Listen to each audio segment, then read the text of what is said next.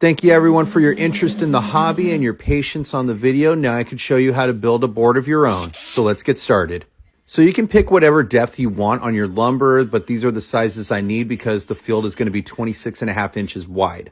So I'm going to use poplar board this time around. It's a little bit cheaper by the foot, and it's also much lighter than the 2x4 field that I have, which is going to make it much easier to carry around when I travel.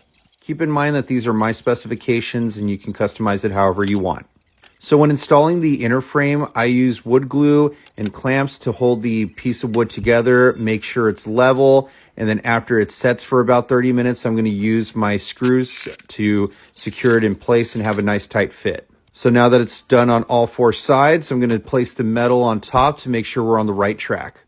This part is completely optional, but I prefer an arcade button over a traditional extension cord with an on and off switch, only because there's the possibility I could trip over it in the heat of the moment, or that I could accidentally set the board off if I lay it down wrong.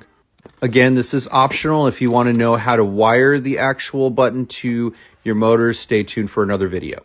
So now we're going to install the outer frame together, and to make things a lot easier for me, I'm going to use a 9/64 inch drill bit so that way I can pre-drill my holes, so that way when I install the screws into the wood, it doesn't split or crack the wood. So now that we're done installing the screws, we got to make sure everything's square, and it looks like we're all set to go.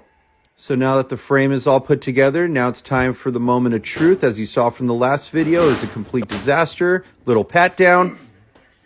About time. So I hope you enjoyed the content. If you have any questions, leave a comment below, and don't forget to like and subscribe for more electric football.